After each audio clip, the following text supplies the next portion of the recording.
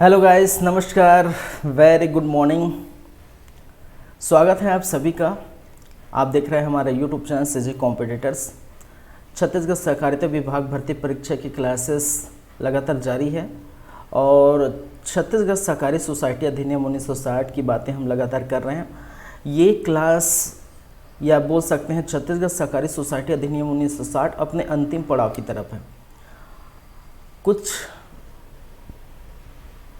Classes बची हुई है, 4-5 क्लासेस बची हुई है, ठीक है। तो 4-5 क्लास में ये छत्तीसगढ़ सहकारी सोसाइटी अधिनियम 1960 है वो कंप्लीट हो जाएगा। और जैसे वो कंप्लीट होता है, हम 4-5 क्लास के बाद हम बात करेंगे बैंकिंग रेगुलेटिंग एक्ट 1949 की हम बातें करेंगे, जिसमें नाबार्ड वगैरह बहुत सारी बातें हैं। तो ये 2 दिन में ख़त्म हो जाएगा, ठीक है। चलिए, तो जैसा कि हम जानते हैं, हम आज क्या पढ़ने वाले हैं भाई? हम आज देखने वाले हैं, पढ़ने वाले हैं अध्याय नंबर 6, छठा अध्याय। और छठवां अध्याय क्या बोलता है? सबसे महत्वपूर्ण है, याद रखिए। आपकी सिलेबस की अगर हम बात करें तो पहले थोड़ा सिलेबस को भी देख लेते हैं, क्या चीज़ यहाँ पर मेंशन है, क्या पढ़ना है हमें, क्या नहीं पढ़ना है, ये भी याद रखें, क्योंकि हमारे पास बहुत सारी चीज़ें हैं, ठीक है। हमारे पास 11 अध्याय है और 96 धारा, तो उतना सब तो पढ़ नहीं सकते, ठीक है, और सब तो याद भी नहीं होगा। तो जो चीज़ दिया गया है उसको पहले हम क्या करेंगे? कंप्लीट करेंगे, ठीक है। उसी पर हम बात करेंगे, उसी पर चलेंगे। जैसा कि आप जानते हैं, सरकारी अधिनियम एवं बैंकिंग संबंधी की बातें कर रहे थे। सरकारी अधिनियम 1960 की, ठीक है। तो सहकारी समिति का पंजीयन हो चुका है, ये सबसे पहले हम देखे थे। ये धारा 3 से स्टार्ट है। धारा फर्स्ट में आप देखे थे प्रारंभिक है, ठीक है, संक्षिप्त नाम प्रारंभिक और जो है विस्तार इसका आपको देखने को मिला था। और धारा दूसरा में परिभाषा था। और धारा 3 से लेकर धारा 18 तक हमने पंजीयन की बातें की थी। तो पंजीयन पूरा हो चुका है। प्रदेश में त्रिस्तरीय अल्पकालीन सहकारी साख संरचना भी हमने देखे थे पिछले 2 क्लास पहले, ठीक है। 1-2 क्लास पहले, पिछले 1-2 क्लास पहले ही देखे थे, ठीक है। अल्पकालीन सहकारी साख संरचना, ठीक है। और फिर सहकारी समितियों का प्रबंधन भी हमने देखे थे। सहकारी समिति के सदस्य, उनके अधिकार, दायित्व तथा विशेषाधिकार भी हमने देखे थे, ठीक है। शायद बारिश होने वाली है, लाइट ऑफ हो गया है, ठीक है।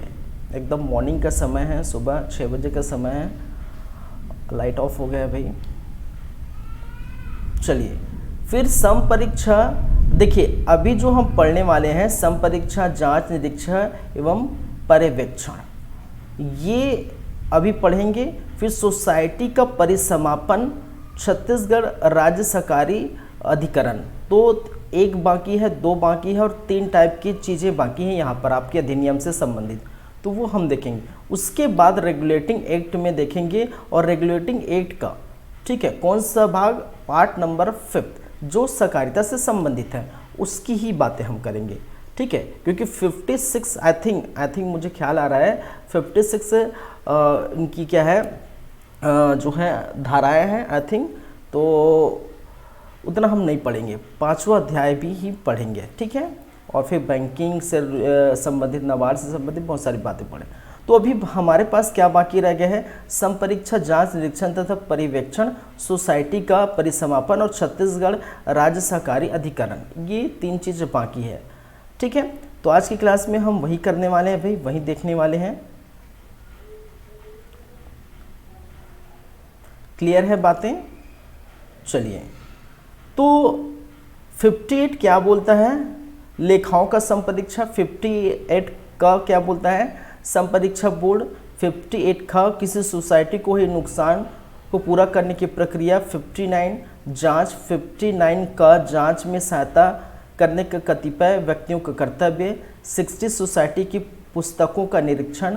61 त्रुटियों की परिशुद्धि। 62 जांच के खर्चे। 63 का कार्यवाही पर व्यय, ठीक है। बस इतना ही है 63 का, इतना ही हमें क्या करना है? पढ़ना है। क्लियर है? चलिए अब आगे बढ़ते हैं।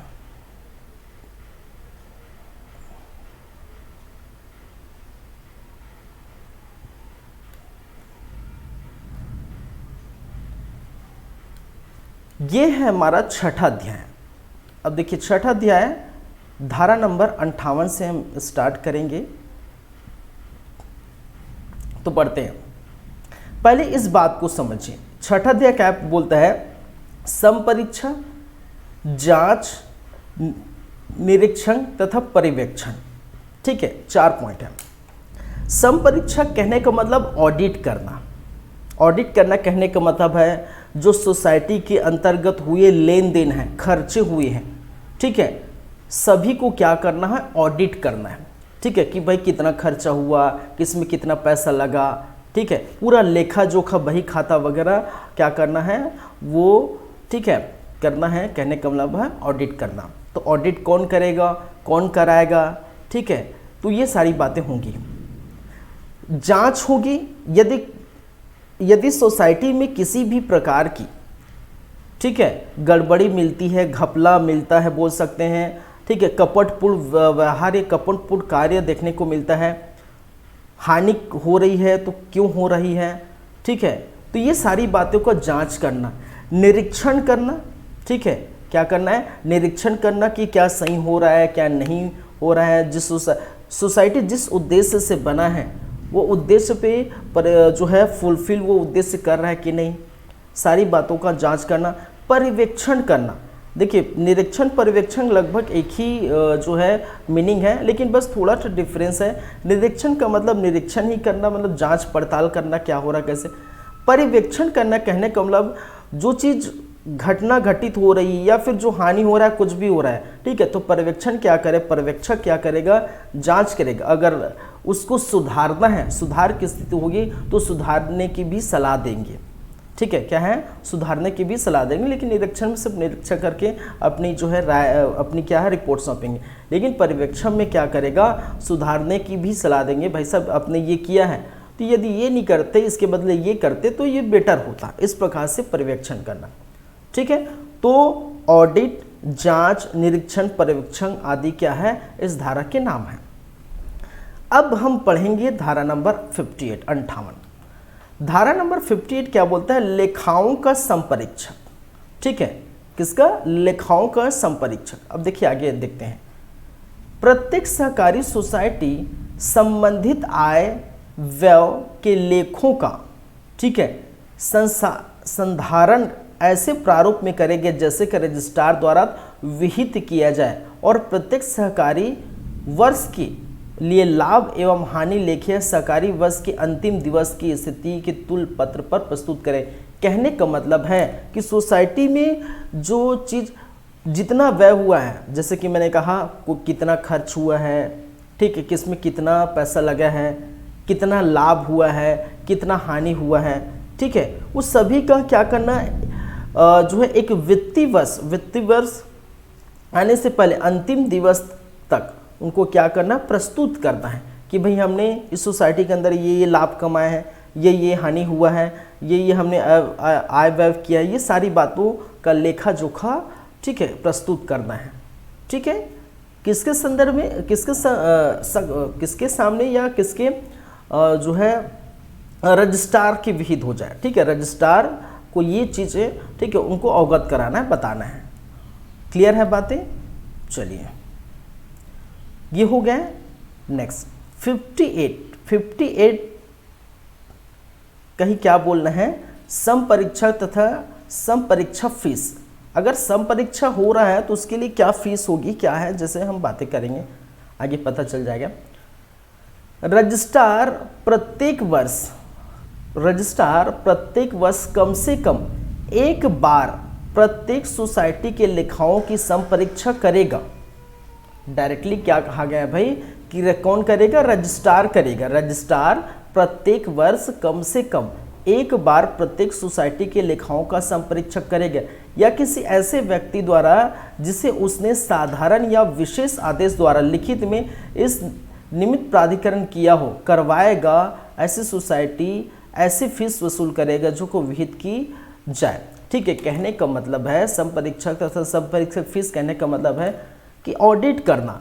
तो ऑडिट कौन करेगा, जैसे कि मैंने कहा कि रजिस्ट्रार करेगा। और रजिस्ट्रार कैसे करेगा, एक वर्ष में कम से कम सोसाइटी के, प्रत्येक सोसाइटी के एक वर्ष में कम से कम एक बार वो ऑडिट करेगा।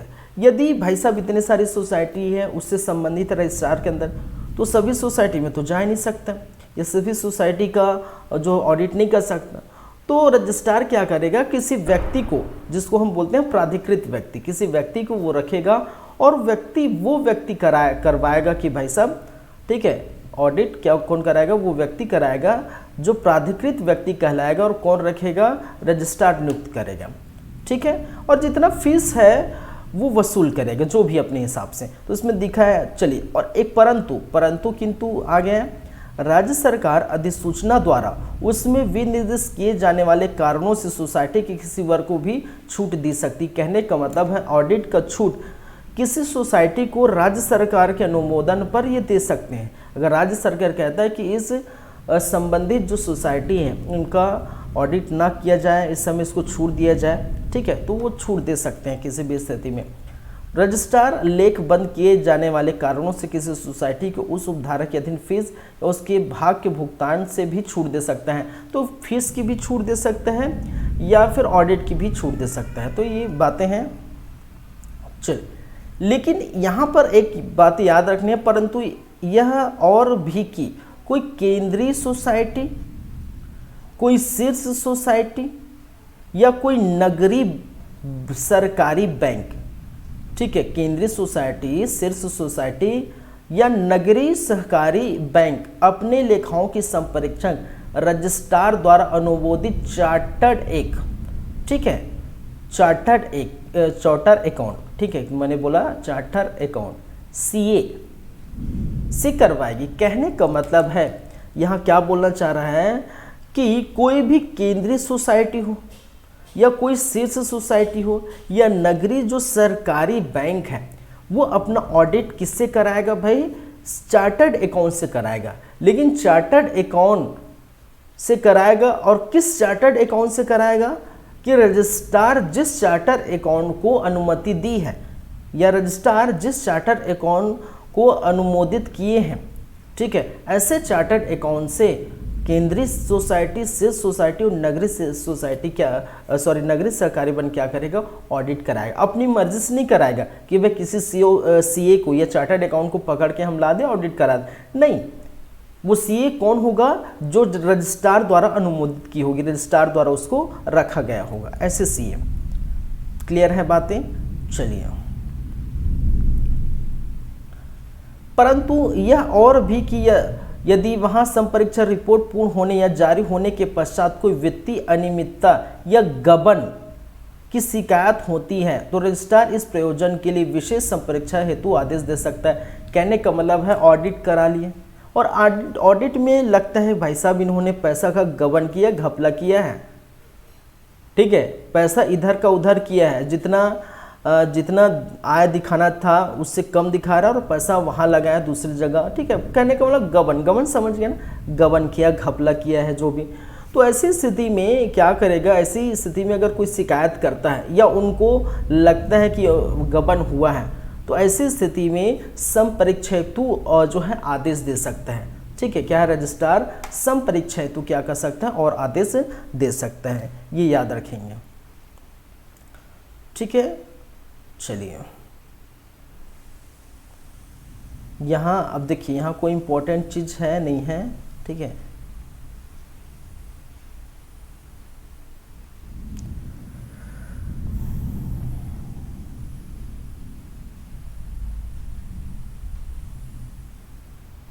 देखिए, इधर कोई इंपॉर्टेंट नहीं है, इसको पढ़ना नहीं पढ़ना एक ही मतलब है, ठीक है। यहाँ उतना ज़्यादा है नहीं इंपॉर्टेंट, अगर चाहो तो पढ़ सकते हैं, कोई दिक्कत नहीं है, लेकिन कितने को पढ़े, बहुत सारी चीज़ें हैं यहाँ पर।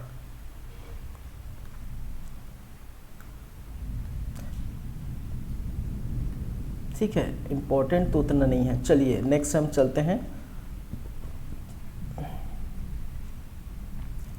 चलिए यहाँ कुछ है क्या, प्रत्येक सहकारी सोसाइटी अपने लेखों, पुस्तकों तथा समस्त संव्यवहारों जो इसके कारोबार से संबंधित है कि अभिलेखों को संपरीक्षक तथा संपरीक्षक फॉर्म जो साधारण निकाय द्वारा इस संबंध में रजिस्ट्रार द्वारा अनुमोदित पैनल से की जाती प्राधिकृत किया जाएगा, प्रस्तुत की जाएगी। ठीक है, तो प्रत्येक सोसाइटी जो भी लेखा पुस्तक रखेंगे, ठीक है, उनकी जानकारी, ठीक है, उनकी सभी जानकारी क्या है, रजिस्ट्रार की अनुमोदित द्वारा किसी पैनल को प्रस्तुत की जाएगी। ठीक है, तो लेखा जोखा आप रखेंगे उसकी बातें हैं। चलिए, रजिस्ट्रार ऐसे व्यक्ति को जो भारत के सनदी लेखाकारों की संस्था अथवा संपरीक्षक फर्म का सदस्य नहीं है और उक्त संस्था द्वारा ऐसी संपरीक्षा करने हेतु सम्यक रूप से प्राधिकृत नहीं है को शामिल नहीं किया जाएगा। ठीक है, तो ये भी नॉर्मल बातें हैं, ये भी इतना खास नहीं है कि ऐसे रजिस्ट्रार जो भारत के सनदी लेखाओं से संस्था अथवा जो है संपरीक्षक फर्म के सदस्य नहीं है उनको संपरीक्षा या ऑडिट करने का अधिकार नहीं होगा। सिंपल सी बातें हैं। चलिए, परंतु यह कि ऐसे सहकारी सोसाइटी के मामले में जिनके सहकारी अंशधारिता अथवा ऋण अथवा कोई शासकीय प्रतिभूति या वित्तीय सहायता दी गई हो तो रजिस्ट्रार पैनल के संपरीक्षक को शामिल कर सकता है। क्लियर है बातें? और इसमें क्या है भाई, ये थोड़ा इंपॉर्टेंट लग रहा है, कुछ कुछ पॉइंट दिए हैं तो उसको हम पढ़ लेते हैं। प्रत्येक सहकारी सोसाइटी अपने लेखाओं की संपरीक्षा प्रत्येक वित्तीय वर्ष में कम से कम क्या है, एक बार रजिस्ट्रार द्वारा इस संबंध में प्राधिकृत परीक्षाओं अथवा परीक्षाओं के समूह द्वारा कराएगी और परीक्षा संपरीक्षा के लिए ऐसे फीस दे होगी जैसे कि रजिस्ट्रार इस संबंध में विहित की जाए। कहने का मतलब है प्रत्येक जो सहकारी सोसाइटी होगी अपनी लेखाओं की संपरीक्षा क्या करेंगे, प्रत्येक वर्ष में कम से कम एक बार रजिस्ट्रार से कराएगी। क्या करेगी, एक बार रजिस्ट्रार से कराएगी और इस फीस के बारे में वो रजिस्ट्रार जो फीस तय करे वो उनको देना पड़ेगा। ठीक है, क्योंकि उसमें प्राधिकृत जो संपरीक्षक रखेंगे, पर्यवेक्षक रखेंगे, ठीक है, इनके समूहों द्वारा की जाएगी, तो भाई इनको तो पैसा देना पड़ेगा। तो वो जो है क्या फीस कौन तय करेगा, रजिस्ट्रार इस संबंध में फीस तय करेगा। चलिए, कुछ कुछ बातें, परंतु यह कि राज्य सरकार अधिसूचना द्वारा उसमें विनिर्दिष्ट किए जाने वाले कारणों से सोसाइटी के किसी वर्ग को ऐसा शुल्क भुगतान करने में छूट दे सकती है। और जैसे कि हमने कहा कि राज्य सरकार अधिसूचना जारी कर सकता है किस संबंध में कि भाई सोसाइटी के किसी वर्ग को, ठीक है, कोई भी सोसाइटी है, चाहे वो शीर्ष सोसाइटी हो, चाहे केंद्रीय सोसाइटी हो या प्राथमिक सोसाइटी हो, किसी सोसाइटी को फीस माफ़ कर सकती है या फीस भुगतान न करने की छूट दे सकती है। कौन कर सकती है, राज्य सरकार की अधिसूचना द्वारा। नंबर 1। नंबर 2 क्या बोल रहे हैं भाई, रजिस्ट्रार उपधारा 1 में विदिष्ट ऐसे संपरीक्षाओं अथवा संपरीक्षक फर्म की न्यूनतम योग्यता एवं अनुभव का निर्धारण करेगी। ठीक है, तो रजिस्ट्रार संपरीक्षक और संपरीक्षक फर्म की न्यूनतम योग्यता का निर्धारण करेगी और अनुभव रखने वाले ही क्या करेंगे, ऑडिट करेंगे। योग्यता रखने वाले ही क्या करेंगे, ऑडिट करेंगे। चलिए, 3rd नंबर क्या बोलता है भाई, प्रत्येक सहकारी सोसाइटी के लेखाओं की संपरीक्षा उस वित्तीय वर्ष जिससे ऐसे लेखे संबंधित हो कि समाप्ति के कितने माह भाई, 6 माह के भीतर कराएगी और सहकारी सोसाइटी के लेखाओं का संधारण संबंधित सहकारी सोसाइटी ऐसे रीत में की जाएगी जैसे कि रजिस्ट्रार संबंध में विहित की जाए। ठीक है, तो देखिए इसमें सिर्फ आपको ये याद रखना है कि प्रत्येक सहकारी सोसाइटी के लेखाओं की संपरीक्षा, ठीक है, वित्तीय वर्ष खत्म होने के 6 माह के भीतर क्या कराना पड़ेगा, कराना पड़ेगा। ठीक है, वित्तीय वर्ष खत्म होने के 6 माह के भीतर कराना पड़ेगा ऑडिट, बस इतना याद रखेंगे। ठीक है, फिर क्या गया है 4था पॉइंट, संपरीक्षक जिसके उपधारा 1 के निर्दिष्ट सहकारी सोसाइटी के लेखाओं का संपरीक्षण किया जाना है की नियुक्ति इस संबंध में रजिस्ट्रार द्वारा अनुमोदित संपरीक्षकों अथवा संपरीक्षक फर्म के पैनल्स में से सरकारी सोसाइटी के साधारण निकाय द्वारा की जाएगी। ठीक है, तो जाहिर सी बात है संपरीक्षा या जो पर्यवेक्षक की नियुक्ति कौन करेगा, रजिस्ट्रार करेगा और रजिस्ट्रार के अनुमोदित पर करेगा। और कैसे होगी ठीक है, कैसे होगी, सहकारी सोसाइटी के साधारण निकाय जो बनी हो, और साधारण निकाय हम देखे थे जो सदस्य है वो उनके क्या है, जो समिति बनी है उसी को हम साधारण निकाय कहते हैं, और वो उनका सदस्य होता है। जो समिति के सदस्य ही साधारण निकाय के सदस्य होते हैं, ये याद रखेंगे।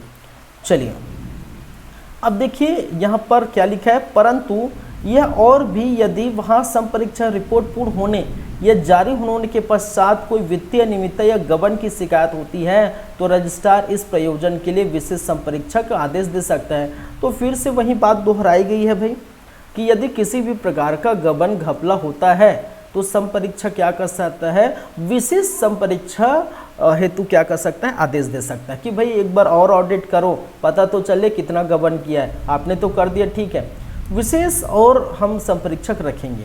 तो ऐसा यहाँ पर देखने को मिलेगा। क्लियर है बातें? चलिए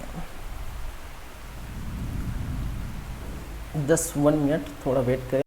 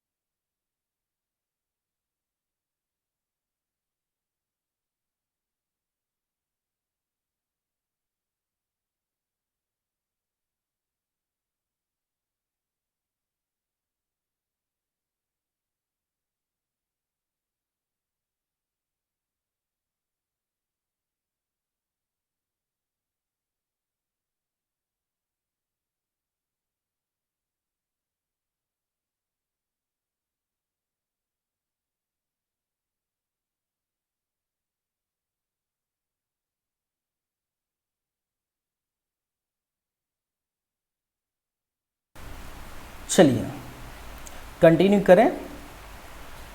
अब देखिए 5 उपधारा 1 के अधीन संपरीक्षा में लेखाओं द्वारा, ठीक है, लेखाओं तथा अधिशोधों ऋण यदि कोई हो कि परीक्षा रजिस्ट्रार द्वारा इस अधिनियम इसके अधीन बनाए गए नियमों या सरकारी सोसाइटी की उपविधि के अधीन जारी किए निर्देशों अथवा आदेशों के अनुपालन की परीक्षा रोकड़ विशेष से प्रतिभूति सत्यापन सोसाइटी के आस्तियों की दायित्वों का मूल्यांकन ऐसे मन हेतु, ठीक है, ऐसे मंदे जो रजिस्ट्रार द्वारा किया जाए। ठीक है, देखिए इतना इम्पोर्टेंट नहीं है, कोई मतलब नहीं है ये सारी बातें पढ़ना क्योंकि बहुत सारी चीज़ें हैं।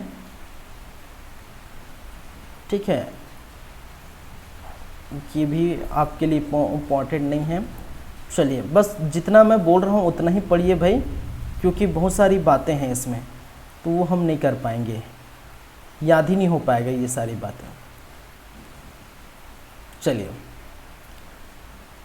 58 का अब देखते हैं 58 का 58 का क्या बोलना चाह रहा है भाई।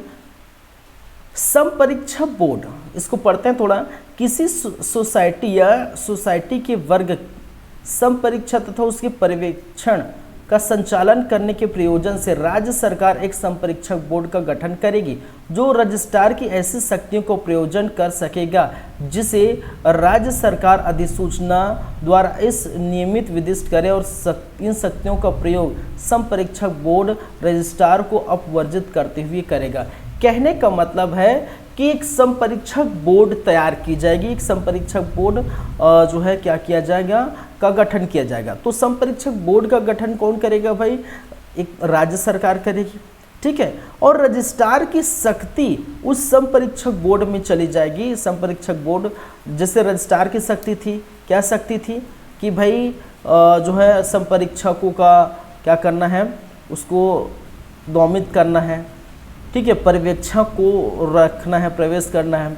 ठीक है, तो ये सारी जो शक्तियाँ हैं वो बोर्ड पर चली जाएगी, संपरीक्षक बोर्ड। और संपरीक्षक बोर्ड क्या करेगा, ऐसे संपरीक्षक व्यक्ति को, ऐसे पर्यवेक्षक व्यक्ति को क्या कर सकेगा, वो नियुक्त कर सकेगा। किसके लिए, ऑडिट के लिए, पर्यवेक्षक के लिए, निरीक्षक के लिए, जांच के लिए। ठीक है, तो इसका ये कार्य रहेगा संपरीक्षक बोर्ड का। लेकिन ये संपरीक्षक बोर्ड कौन बनाएगा, ये राज्य सरकार गठन करेगी, ये इतना याद रखेंगे। 58 खा किसी सोसाइटी को हुए नुकसान को पूरा करने की प्रक्रिया। अगर कोई सोसाइटी को नुकसान हुआ है तो उस नुकसान की भरपाई किस प्रकार से की जाएगी, क्या क्या प्रक्रिया हैं, उसके बारे में हम पढ़ेंगे। चलिए, इस अधिनियम या नियमों में या किसी सोसाइटी के उपविधियों में अंतर्विष्ट किसी बात के होते हुए भी जहां उसकी अंश पूंजी में राज्य सरकार ने अभिदाय किया है या उधार लिया दिया है या वित्तीय सहायता ली हुई है, ठीक है, या किसी भी प्रकार के लिए उधारों, डिबेंचरों या अग्रिम प्रतिदाय की प्रतिपूर्ति है या किसी अन्य रूप में अनुदान किया है, या यदि किसी सोसाइटी की संपरीक्षा, जांच, निरीक्षण, परिसमापन के दौरान या अन्यथा यह पाया जाए कि ऐसे किसी व्यक्ति ने जिसे ऐसी सोसाइटी के संगठन या प्रबंधन का कार्य सौंपा गया है, ठीक है, या सौंपा गया था, या बोर्ड के किसी मृत, भूतपूर्व या वर्तमान सभापति, सचिव, सदस्य, सोसाइटी के अधिकारी या कर्मचारी ने अधिनियम के या इसके अधीन बनाए गए नियमों के या किसी सोसाइटी के उपविधियों के उपबंधों के प्रतिकूल कोई भुगतान किया हो या घोर उपेक्षा की हो या अवचार या कोई कमी घटित की या कोई हानि पहुंचाई हो, ऐसी सोसाइटी किसी धन या अन्य संपत्ति का दुर्विनियोग किया गया है या उस धन या अन्य संपत्ति की कपटपूर्वक रखा गया हो, तो रजिस्ट्रार स्वप्रेरणा द्वारा, किसके द्वारा, स्वप्रेरणा द्वारा या बोर्ड संपादक या किसी लेन देन का आवेदन पत्र प्राप्त होने पर ऐसे व्यक्ति के आचरण की जांच यथास्थिति संपरीक्षक जांच निरीक्षण की रिपोर्ट की तारीख से कितने 2 वर्ष के भीतर स्वयं कर सकेगी या अपने द्वारा प्राधिकृत व्यक्ति किसी व्यक्ति को कराए गए संबंध में लिखित आदेश द्वारा यह निर्देश, ठीक है, दे सकेगी। ऐसे व्यक्ति के आचरण की जांच यथास्थिति संपरीक्षक जांच निरीक्षक के रिपोर्ट की तारीख के 2 वर्ष में सौंपे, ठीक है। चलिए, तो इसकी सुनवाई भी उसके लिए दी जाएगी। चलिए, इतना लंबा चौड़ा बना दिया है भाई साहब, मैं तो समझ नहीं आ रहा क्या इतना लंबा चौड़ा क्यों लिख दिया गया, ठीक है। आप देख सकते हैं 58 यहाँ से स्टार्ट हुआ है और ठीक है यहाँ तक पूरा ख़त्म हुआ है। अब इसको हम इस प्रकार से समझते हैं क्योंकि ये ऐसा है कि 58 खा, देखिए हम ऐसे समझते हैं 58 खा।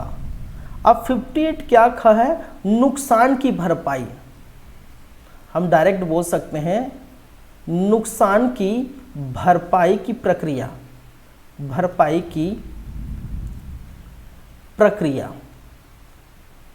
ठीक है, इसको हम ऐसे समझेंगे।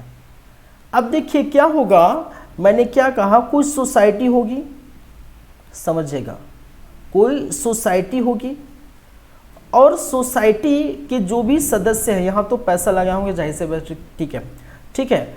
सोसाइटी में राज्य सरकार ने क्या किया है, राज्य सरकार, ऐसी सोसाइटी जो राज्य सरकार ने क्या किया है, अपना पैसा लगाया है, उधार लिया दिया है, ठीक है, या कोई जो है बोल सकते हैं, ठीक है, यहाँ अपने पैसे लगाए हैं, ऋण लगाया है, लिया दिया है या उधार लिया दिया है, ठीक है, जो भी है, अभिदाय किया हुआ है, पैसे दिए हैं, अभिदाय किया हो गया है, अभिदाय किया हुआ है, संदाय किया हुआ है, ठीक है, कुछ भी मतलब पैसे से संबंधित अगर चीज़ें हैं और राज्य सरकार किसी सोसाइटी से लिया दिया है, वित्तीय सहायता, अनुदान किया होगा, ठीक है, यहाँ ये भी जोड़ सकते हैं वित्तीय सहायता, ठीक है, किसी के लिए या अभी जो है विदान किया होगा, ठीक है, या अनुदान किया होगा, अनुदान राशि जो भी है इसको समझे, अनुदान किया होगा, बहुत सारी चीज़ों का है, कुछ भी हुआ मतलब सोसाइटी में राज्य सरकार पैसों से संबंधित कुछ भी किया होगा।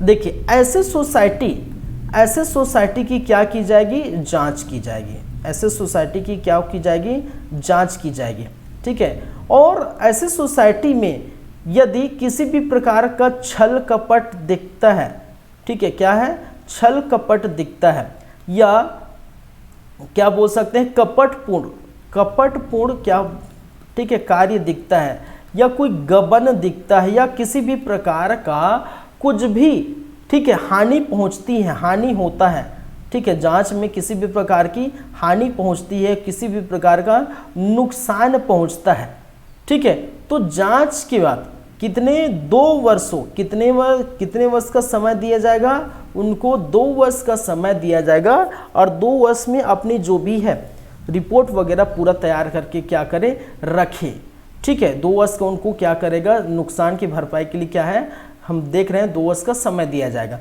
ठीक है। तो वही बात की गई है यहाँ पर कि जहाँ वित्तीय सहायता राज्य सरकार ने किया, विधायक किया होगा, अनुदान किया होगा, ठीक है, तो किसी भी स्थिति में क्या करेगा, ठीक है, चाहे कोई मृत व्यक्ति हो, चाहे भूतपूर्व व्यक्ति हो, ठीक है। देखिए मान के चलिए कोई मृत व्यक्ति है और मृत व्यक्ति ने क्या किया, मान के चलिए जो गड़बड़ झाला कर दिया, कपटपूर्ण जो चीज़ें रखी, या फिर बोल सकते हैं मृत व्यक्ति ने घोटाला कर दिया, घपला कर दिया, और पहले वो जीवित था, भाई मृत व्यक्ति कैसे करेगा, ये भी बात समझिए, पहले वो घपला कर दिया, घोटाला कर दिया, बाद में उनकी मृत्यु हो गई, तब की स्थिति में, मृत्यु होने की स्थिति में उसका पैसा कौन चुकाएगा भाई, ये भी बात कहा गया है।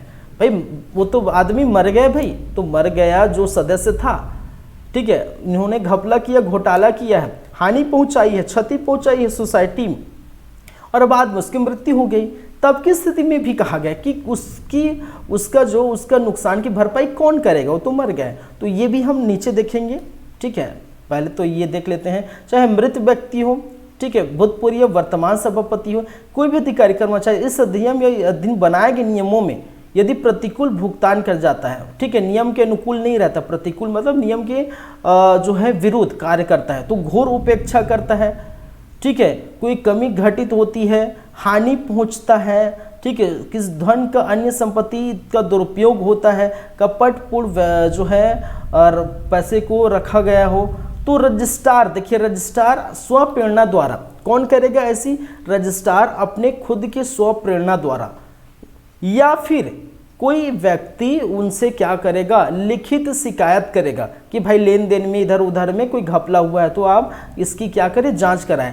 तो रजिस्ट्रार किसी आवेदन प्राप्त होने के बाद या अपने स्वप्रेरणा से क्या करेगा, संपरीक्षा करेगा, जांच करेगा, निरीक्षण करेगा, ठीक है, संपरीक्षा जांच निरीक्षण की रिपोर्ट तारीख से, जिस दिन आवेदन हुआ है, पहुंचा है, ठीक है, उसके तारीख से 2 वर्ष के भीतर क्या करेगा, या तो स्वयं करेगा या प्राधिकृत व्यक्ति जो बैठाया गया है, रखा गया, रजिस्ट्रार द्वारा नियुक्त किया गया प्राधिकृत व्यक्ति करेगा, किसी व्यक्ति को इस संबंध में लिखित आदेश द्वारा यह निर्देश दे सकेगी कि ऐसे व्यक्ति के आचरण की जांच, यथास्थिति संपरीक्षा या जो भी रिपोर्ट कितने 2 वर्ष के भीतर सौंपेगा। याद रखिए 2 वर्ष के भीतर सौंपेगा यदि किसी भी प्रकार की हानि वानी पहुंचाई या कुछ भी किया हो। लेकिन ये भी आप याद रखेंगे क्या कहा गया है कि परंतु किसी व्यक्ति के विरुद्ध ऐसी जांच तथा संति नहीं की जाएगी जब तक उसको सुनवाई का अवसर नहीं दिया जाएगा। मान के चलिए किसी ने घपला किया है, किसी ने गबन किया, घोटाला किया, हानि पहुंचाया, क्षति पहुंचाया है जो सोसाइटी को, ठीक है, और उस व्यक्ति को हम डायरेक्ट ये नहीं बोल सकते भाई आपने किया है पर ये रिपोर्ट बनेगा, ठीक है, डायरेक्ट नहीं बोल सकते। उनको सुनवाई का अवसर दिया जाएगा, युक्ति युक्त सुनवाई को उनको अवसर देंगे, ठीक है। उसके बाद उस पर जो ब्लेम है वो लगेगा, ठीक है, जैसे ब्लेम लग गया कुछ भी कि हाँ इन्होंने किया है, ठीक है, तो वो ब्लेम लगेगा। चलिए ये बात यहाँ पर हो गई, ठीक। तो इतना लंबा चौड़ा बात करने से अच्छा तो थोड़ा सी बात में ख़त्म कर देते हैं। लेकिन भाई अधिनियम है और अधिनियम दिखाना भी है कि इतने सारे हम ऐसे ऐसे शब्द जोड़ सकते हैं अधिनियम में, ठीक है। चलिए यहाँ और बातें क्या क्या हैं वो हम देखते हैं।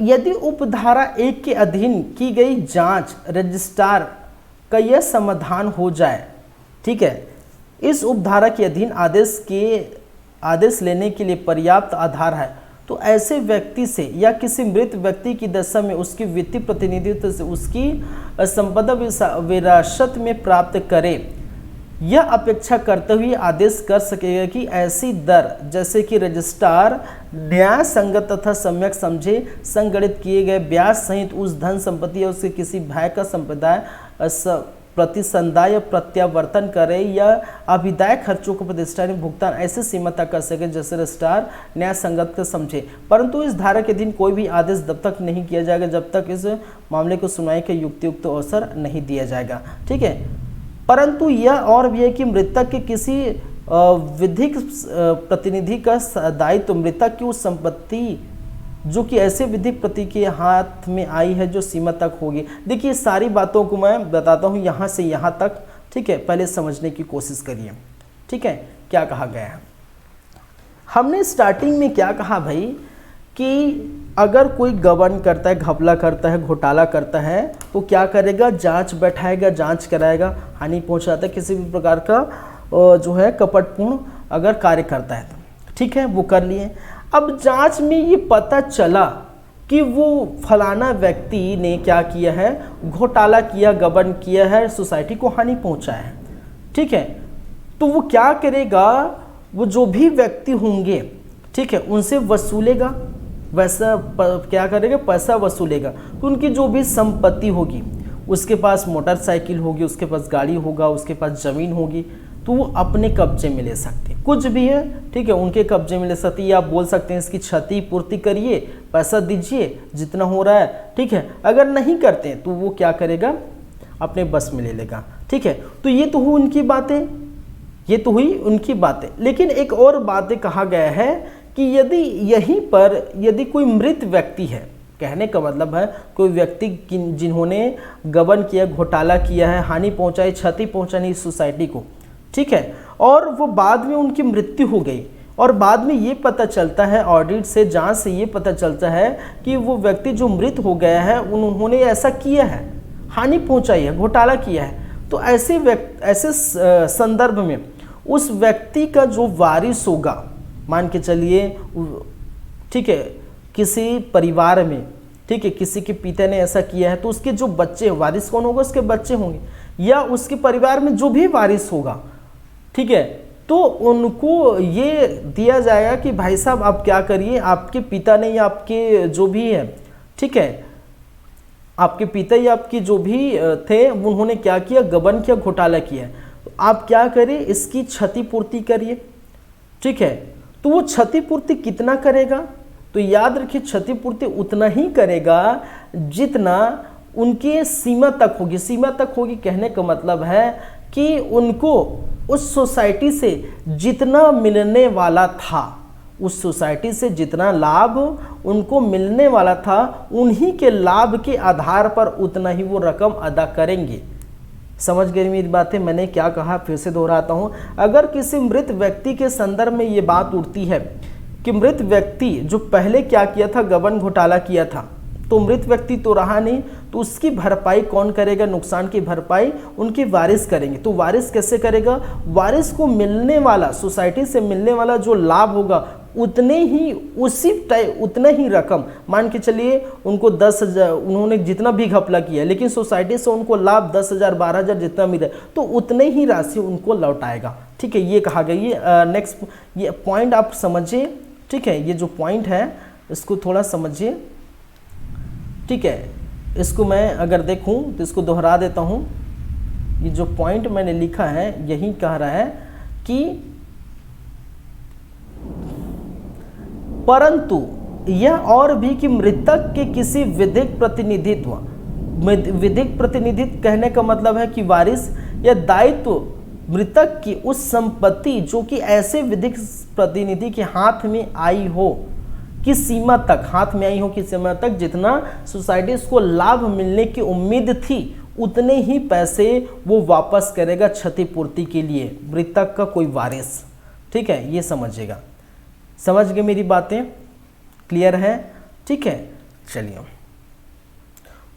तीसरा, उपधारा 2 के अधीन किए गए किसी आदेश के व्यतीत कोई भी व्यक्ति उसे आदेश संसूचना किया जाएगा जो तारीख से 30 दिन के भीतर राज्य सरकार को अपील कर सकेगा।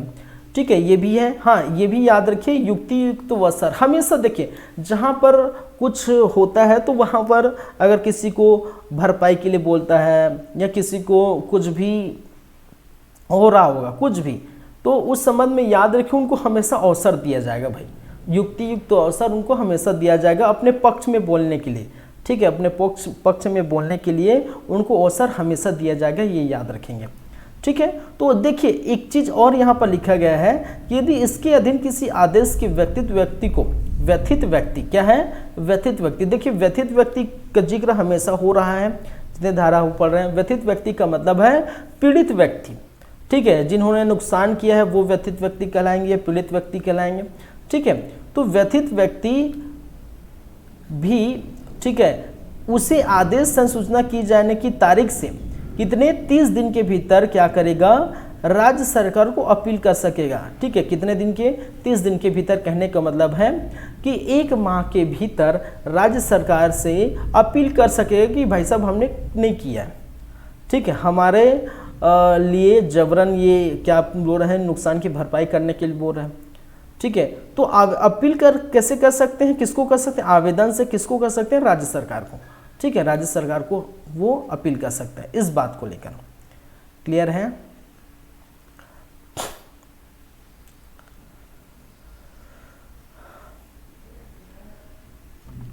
चलिए तो 58 हो गया, 59 हम देखते हैं 59।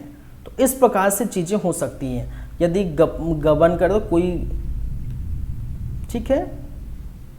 तो ये हम पढ़ें नुकसान, ठीक है, नुकसान की भरपाई की प्रक्रिया कैसे होगी, तो आपको समझ आ गया होगा नुकसान की भरपाई की प्रक्रिया कैसे होगी। अब देखते हैं 59 का काम।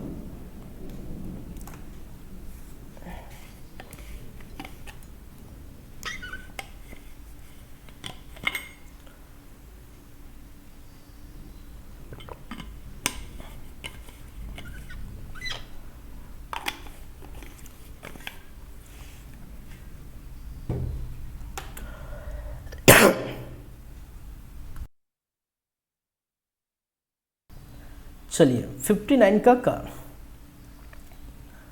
जांच में सहायता करने का कतिपय व्यक्तियों का कर्तव्य, ठीक है, जांच में सहायता करने का कतिपय व्यक्तियों का कर्तव्य। देखिए इसका मतलब क्या है, जांच में सहायता, अगर कोई जो है जांच करता आया, कोई ऑडिट करता आया, ठीक है, सोसाइटी पर, तो सोसाइटी के जो मेंबर होंगे उनको वो सहायता करेंगे भाई, उनके जो अधिकारी होंगे, कर्मचारी होंगे, मेंबर होंगे, वो जांच के लिए सहायता करेगा, ऐसा नहीं नेग्लेक्ट करेगा, ठीक है, याद रखिए सहायता करेगा। और किस प्रकार से सहायता करेगा, इसमें बातें हैं।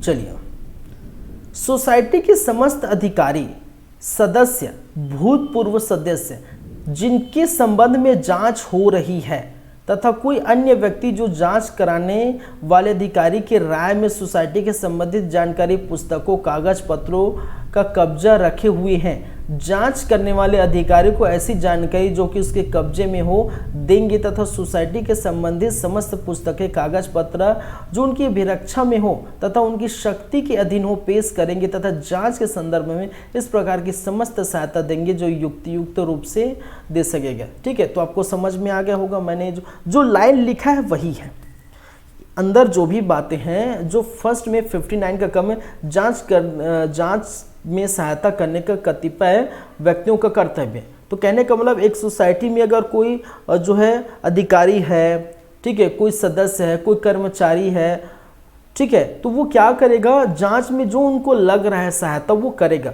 चाहे कोई कागज पत्र कब्जे में रखा होगा, कोई पुस्तक या लेखा अपने कब्जे में रखा होगा, ठीक है, कोई भी जो है जानकारी अपने कब्जे में रखे होंगे या उनको पता है और वो बता नहीं रहे, तो ऐसी जानकारी उनको देंगे, कब्जे में रखा हुआ उनको देंगे कि सर ये डॉक्यूमेंट है, सर ये डॉक्यूमेंट है, ये अभिलेख है, ये पुस्तक है, ठीक है, ये कागज है, ये जो है, ठीक है, पूरा उनकी सहायता करेंगे वहाँ के सोसाइटी के सदस्य कि अब जांच कर लो भाई हमने क्या क्या किया है, ठीक है, क्लियर है बातें। चलिए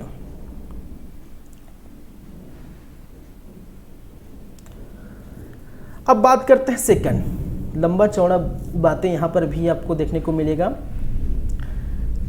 यदि ऐसा व्यक्ति रजिस्ट्रार के समक्ष, ठीक है, देखिए यदि ऐसा व्यक्ति रजिस्ट्रार के समक्ष या किसी ऐसे व्यक्ति के समक्ष जो कि रजिस्ट्रार द्वारा धारा 59 का के अधीन प्राधिकृत किया गया है, को ऐसी पुस्तक या कोई ऐसे कागज पत्र जिन्हें पेश करना उपधारा के अधीन उस व्यक्ति का कर्तव्य है।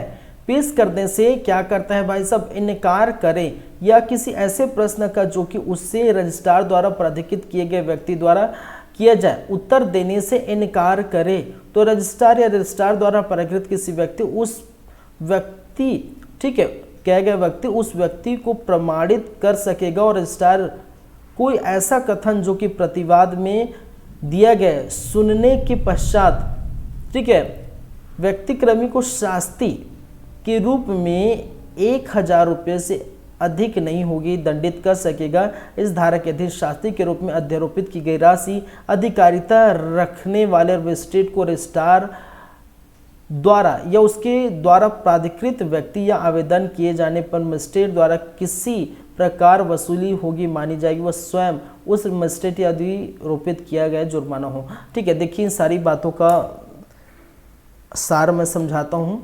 ठीक है, क्या कहने वाला है इन बातों का सार कि ये भाई कि मैंने इसके पहले मैंने कहा कि कोई अधिकारी आएगा जांच करने के लिए तो आपको उनकी सहायता करनी पड़ेगी। जो अभिलेख मंगे, जो पुस्तक मंगे, जो लेख मंगे हैं, जो डॉक्यूमेंट छुपाए होंगे आपने, ठीक है, जो भी दस्तावेज रखे होंगे वो देना पड़ेगी या जो भी आप वो पूछेंगे वो आपको बताना पड़ेगा। तो वहीं इसका दूसरा पॉइंट क्या बोलता है कि यदि मान के चलिए कोई व्यक्ति सहायता नहीं करता, ठीक है, सहायता करने से इनकार करता है या डॉक्यूमेंट जो छुपाया है, ठीक है, उसको रख लेता है अपने कब्जे में, या कोई प्रश्न उनसे पूछा जाता है कि क्या ऐसा हुआ है, क्या वैसा हुआ है, तो वो इनकार करता है बताने से, मुझे नहीं मालूम भैया, ये है वो है। ठीक है, तो ऐसे स्थिति में रजिस्ट्रार स्वयं या प्राधिकृत व्यक्ति, जो रजिस्ट्रार द्वारा नियुक्त किया गया प्राधिकृत व्यक्ति क्या कर सकेगा भाई साहब, ठीक है, ऐसी स्थिति में उसको, ठीक है, उसको क्या कर सकेगा, दंड दे सकेगा। शास्ति का मतलब होता है दंड, शास्ति का यहाँ लिखा है, इसके अधीन जो व्यक्ति को शास्ति किया जाएगा, शास्ति का मतलब होता है दंड, और कितने का, 1000 रुपये का उसको दंडित किया जाएगा, शास्ति की जाएगी। ठीक है, चलिए, तो ये इतना ही चीज़ याद रखिए, ज़्यादा चीज़ याद रखने की ज़रूरत नहीं है। कितना 1000 रुपये, 1000 रुपये। अगर प्रश्न जो भी प्रश्न पूछेगा उसका आंसर नहीं देता, जो है दस्तावेज को छुपा कर रखता है, दबा के रखता है, कब्जे में रखता है, ठीक है, वो सहायता नहीं करता, ऐसी स्थिति में रजिस्ट्रार या प्राधिकृत व्यक्ति उससे क्या करेगा, दंडित करेगा, और कितना, 1000 रुपये का। बस इतना याद रखिए। तो इस सभी चीज़ों का ये सार है। सोसाइटी की पुस्तकों का निरीक्षण, ठीक है, सोसाइटी की पुस्तकों का निरीक्षण। पुस्तक का मतलब ऐसी पुस्तक क्या, नॉर्मल, देखिए नॉर्मल पुस्तक नहीं, पुस्तकों का मतलब है लेखाओं से है, बही खाता से है, जिसमें चीज़ें लिखी हुई, आय व्यय की पूरी जानकारी रखी गई हो। पुस्तक का मतलब यही है, लेखा है, बही खाता है, जिसमें आय व्यय संबंधित सारी बातें लिखी गई हो सोसाइटी से संबंधित। ठीक है, तो उसको हम कहते हैं लेखाक। ठीक है, तो सोसाइटी की पुस्तकों, कहने का मतलब लेखाओं का निरीक्षण। तो रजिस्ट्रार स्वयं प्रेरणा से, रजिस्ट्रार अपनी मर्जी से या सोसाइटी के लेनदार का आवेदन प्राप्त होने पर सोसाइटी की पुस्तकों का निरीक्षण कर सकेगा, या ऐसे व्यक्ति को जो लिखित, साधारण या विशेष आदेश द्वारा इस संबंध में उसके द्वारा प्राधिकृत किया गया सोसाइटी की पुस्तकों का निरीक्षण करने के लिए निर्देश दे सकेगा। ठीक है, कहने का मतलब यही है, जो चीज़ सामने लिखा है वही बात नीचे लिखी हुई है कि रजिस्ट्रार अपने स्वयं प्रेरणा द्वारा, ठीक है, खुद उनको आश्वासन लग जाए या किसी लेनदार ने क्या किया है, उनको आवेदन किया रजिस्ट्रार की, भाई साहब ऐसे हो रहा है, ठीक है, तो आप जांच करिए, तो जो भी है, तो उन्होंने क्या किया, ठीक है, रजिस्ट्रार स्वयं प्रेरणा द्वारा या रजिस्ट्रार किसी व्यक्ति को नियुक्त करेगा कि भाई आप क्या करिए, इसकी जाँच करिए। ठीक है, तो वो क्या करेगा, प्राधिकृत व्यक्ति होगा या रजिस्ट्रार होगा, ठीक है, उसका क्या करेगा, पुस्तकों के निरीक्षण का आदेश देगा। जो निरीक्षक आएगा, जिसको हम रजिस्ट्रार नियुक्त करेगा, ठीक है, वो आदेश देगा कि भाई ये निरीक्षक है, ये जांच करेगी आपके पुस्तकों का या लेखा का, बही खाता का। ठीक है, क्या करेगी, जांच करेगी। परंतु कोई भी ऐसा निरीक्षक लेनदार के आवेदन पत्र से तब तक नहीं किया जाएगा जब तक, ठीक है, कब तक नहीं किया जाएगा, जब तक कि आवेदक, पहला पॉइंट, रजिस्ट्रार का यह समाधान न कर दे कि ऋण व राशि तभी शोध्य, और यह कि उसके भुगतान की मांग की है तथा युक्तिक समय के चुकारा प्राप्त नहीं किया है। ठीक है, चुकाया नहीं है, जो भी उन्होंने लिया है वो चुकाया नहीं है। ऐसी स्थिति में जो है आवेदन के द्वारा क्या कर सकेगा, निरीक्षण कर सकेगा। प्रत्यक्ष निरीक्षण के खर्चे के लिए प्रतिभूति के रूप में ऐसी राशि जैसे कि रजिस्ट्रार अपेक्षित कर रजिस्ट्रार के पास निश्चित न कर दे। ठीक है, तो ऐसा पैसा नहीं दिया होगा। रजिस्ट्रार किसी निरीक्षक के परिणाम में जहां वह किसी निरीक्षक को स्वप्रेरणा से लिया गया है सोसाइटी की ओर, जहां निरीक्षक किसी लेनदार के आवेदन द्वारा किया जाए, इतना इंपॉर्टेंट नहीं है ये सारी बातें, बस आप ये पॉइंट याद रखिए। बस सोसाइटी की पुस्तकों का निरीक्षण किया जाना चाहिए 60, और 60 भी उतना इंपॉर्टेंट नहीं है क्योंकि बहुत सारी चीज़ें हैं, तो आप क्या कर सकते हैं को ध्यान में रख सकते हैं। ठीक है, 61 क्या बोलता है भाई, 2 मिनट का ब्रेक हम लेना चाहते हैं, फिर हम देखेंगे। ठीक है, कंटिन्यू करेंगे। 61 को आप पढ़िए थोड़ा, 61, 62, 63 जो बाकी उसको पढ़िए। ठीक है, और थोड़ी देर बाद 5 मिनट में हम कंटिन्यू करते हैं। ठीक है, चलिए।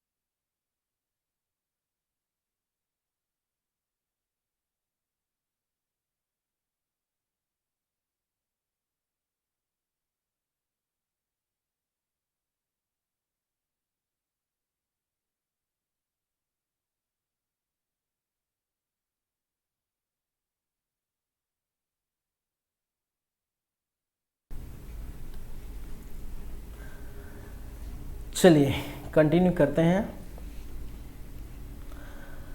त्रुटियों की परिशुद्धि, ठीक है। यदि धारा 58 के अधीन की गई संपरीक्षक या धारा 59 के अधीन की गई जांच या 60 के अधीन की गई किसी निरीक्षण के परिणाम स्वरूप किसी सोसाइटी के गठन, कार्यकरण या उसकी वित्तीय स्थिति या उसकी लेखा पुस्तकों में कोई त्रुटि प्रकट होती है, तो रजिस्ट्रार ऐसी त्रुटियां उस सोसाइटी की जानकारी में ला सकेगा, और यदि त्रुटियां किसी ऐसी सोसाइटी के संबंध में है तो उस सोसाइटी की जानकारी में भी ला सकेगा। देखिए ये आपके लिए उतना इम्पोर्टेंट रखता नहीं है, ठीक है, कि ऐसा कोई क्वेश्चन इस प्रकार से पूछेगा कि क्या त्रुटि हो गई करे तो सोसाइटी को बताना है कि क्या त्रुटि हो गई और उसका समाधान भी करना है, ठीक है। तो ऐसी जानकारी यहाँ पर कोई मतलब नहीं रखता, ठीक है। चलिए, रजिस्ट्रार ऐसी सोसाइटी उसके अधिकारियों को या उस सोसाइटी को जिससे वह संबंध हो या यह निर्देश देते हुए आदेश कर सके कि उस त्रुटियों का जो कि संप्रेक्षक जांच निरीक्षण में प्रकट हुई है उपचार करने के लिए ऐसी कार्यवाही जो कि आदेश में निर्देश की जाए, ऐसे समय के भीतर की जाए जो आदेश उल्लेखित है, तो ये भी उतना इम्पोर्टेंट नहीं रहेगा, ठीक है। बस उसको याद रखिए, मत रखिए, कोई मतलब नहीं, क्योंकि कहा गया है कि सोसाइटी में अगर किसी प्रकार की त्रुटि निकलती है, पहले त्रुटि की जांच होगी, ठीक है। त्रुटि क्या क्या होगा उसको क्या सोसाइटी को बताना पड़ेगा, ये हुआ। अगर त्रुटि हुई है पूरी तरह से हो गया तो उसका उपचार करेंगे। जैसे पहले होता है ना, भी बीमार पड़ जाते हैं व्यक्ति, तो बीमारी का पहले जांच की जाती है कौन सी बीमारी है, ठीक है। अगर बीमारी का पता चल जाता है तो बीमारी का जांच करते हैं, उसका उपचार करते हैं। बस वैसी बातें हैं, त्रुटि निकल गई तो त्रुटि का उपचार करेंगे, ठीक है। समय रहते ही किसी, ठीक है, आदेश के अनुसार त्रुटि का क्या करेंगे, उपचार करेंगे, ठीक है। तो आपके लिए हो ही नहीं सकता ये सारी बातें, कोई मतलब नहीं है इसका, तो पढ़िए ना पढ़िए मतलब एक ही है। जांच के खर्चे, ठीक है, जहां धारा 59 के अधीन कोई जांच की जाए या लेनदार के आवेदन पर धारा 60 के अधीन कोई निरीक्षण किया जाए, वहां रजिस्ट्रार खर्चे या खर्चों का ऐसा भाग जैसा कि वो उचित समझे उस सोसाइटी के जिससे कि संबंधित है सोसाइटी संबंध हो संबंधित सोसाइटी की जांच निरीक्षण की मांग करने वाले समस्त सदस्यों का लेनदारों तथा सोसाइटी के अधिकारों की या भूतपूर्व अधिकारियों के बीच प्रभाजित कर सकेगा। तो ये भी नहीं हो सकता। तो लगभग तो इधर मेरे को लगता है ख़त्म ही हो गया है, क्योंकि 63 आ गए हैं, ठीक है। चलिए, कार्यवाहियों आदि का व्यय सोसाइटी की विधि में कोई व्यय रजिस्ट्रार धारा 19 का अध्याय 5 अध्याय 6 के अधीन किए जाने वाले किसी आदेश के विरुद्ध सोसाइटी किसी अधिकारी या बोर्ड या किसी न्यायालय में फाइल सम्मिलित की जाए तो कार्यवाही के खर्चे को चुकार प्रयोजन की सकेगा, ठीक है। ये भी नहीं है आपके लिए, ठीक है। तो बस इतना समझिए, 60 तक समझिए, कहाँ तक समझिए, 60 तक समझिए, ठीक है। 60 तक ही समझिए, 61 को से छोड़ दीजिए, 61, 62, 63 यहाँ तक छोड़ दीजिए, कोई मतलब नहीं, क्योंकि यहाँ से ना क्वेश्चन बनने का उम्मीद है, कुछ भी नहीं है। 7वां अध्याय अगर हम देखें तो 7वां अध्याय क्या बोल रहा है, विवाद और मध्यस्थ, लेकिन ऐसा हमारे जो सिलेबस में ऐसा कुछ है ही नहीं, ठीक है। हमारे सिलेबस में हम सिलेबस देख चुके हैं और सिलेबस में ऐसा कोई है ही नहीं हम जिसे इस प्रकार से हम पढ़ें, ठीक है। तो डायरेक्ट बोल दिया गया है, जैसे अभी हम जस्ट हमने ख़त्म किया, क्या किया है, ठीक है। ये वाला तो हो चुका है, जैसे कि मैं प्रदेश की त्रिस्तरीय अल्पकालीन साक्षरचना सहकारी संबंधी को प्रबंधन सहकारी सदस्यों के समितियों के सदस्य उनके अधिकार दायित्व तथा विशेष, फिर ये संप्रेक्षक जांच निरीक्षक परीक्षक हम पढ़ें, ठीक है। और हमारे पास क्या बाकी रह गया, जैसे कि सोसाइटी का परिसमापन और छत्तीसगढ़ राज्य सहकारी अधिकरण, सोसाइटी का परिसमापन और छत्तीसगढ़ राज्य सहकारी अधिकरण। तो ये जो है 7वां तो हो ही नहीं सकता, ठीक है। तो आपके पास जो बच जाता है 2 और वो रहेगा अध्याय, कौन सा अध्याय हम देखेंगे, ठीक है, अध्याय 8वां। सिलेबस के अकॉर्डिंग हम चलेंगे भी, सोसाइटी का समापन किस प्रकार से होगा, अध्याय 8, और हम पढ़ेंगे अधिकरण, ठीक है, अध्याय 10। तो 2 चीज़ बाकी रह गया और ये 9 नहीं हम देखेंगे, ठीक है, 7 भी नहीं देखेंगे, और ऑलरेडी हमने क्या किया है, 5 देखिए, 6 देखिए, हमने 5 देखिए, 4 नहीं देखे, 4 भी हमारे कोई काम का नहीं था, ठीक है, ये भी हमने नहीं देखे, ठीक है, ये भी कोई काम का नहीं था। तो हम क्या क्या पढ़ चुके हैं, तो देखा जाए तो ये हम पढ़ चुके हैं, ये पढ़े, जो चिन्ह लगा रहा हूँ राइट का वही चीज़ आपको पढ़ना है, वही चीज़ आपको क्या करना है, पढ़ना है। ये 3, चौथा हम नहीं पढ़ेंगे, 5वां तो पढ़ना ही था, पढ़ लिए, 5वां का भी पढ़ना था और पढ़ लिए, ठीक है, 6वां पढ़ना था, पढ़ लिए, 7वां हम नहीं पढ़ेंगे, याद रखेंगे, 8वां हम पढ़ेंगे, ठीक है, समापन, 9वां हम नहीं पढ़ेंगे, 10वां हम पढ़ेंगे, और 11 तो पढ़ना ही नहीं, पढ़ना मतलब एक ही है, ठीक है, 11 भी हम नहीं पढ़ेंगे, मिसलेरियस है, ठीक है, प्रकीर्ण है, तो 11 भी हम नहीं पढ़ें। तो बाकी रह गया है आपका अध्याय 8 समापन और अध्याय 10 अधिकरण का गठन। तो 2 ही अध्याय बाकी रह गया है अकॉर्डिंग टू सिलेबस, ठीक है, अकॉर्डिंग टू सिलेबस। चलिए अब ये खत्म हो जाएगा तो ये पढ़ेंगे। तो ये मान के चलिए 3 से 4 क्लास अभी आपके पास है, 3-4 क्लास में आपका ये अधिनियम वाला पार्ट खत्म हो जाएगा। तो इसमें क्या देखेंगे भाई, 69 से स्टार्ट होगा और क्या लिखा गया है, सोसाइटी का परिसमापन, सहकारी बैंक का परिसमापन, बीमाकृत बैंक के मामले में डिपॉजिट इंश्योरेंस कॉर्पोरेशन की क्षतिपूर्ति प्रतिभूति, ठीक है, और समापन की नियुक्ति, समापन का नियंत्रक, समापन की शक्ति, समापित सोसाइटी की अधिशेष शासनीय का अवयव आदि सारी चीज़ें हम पढ़ेंगे, ठीक है। तो हम बोल सकते हैं ये एक क्लास ये रहेगा और आपका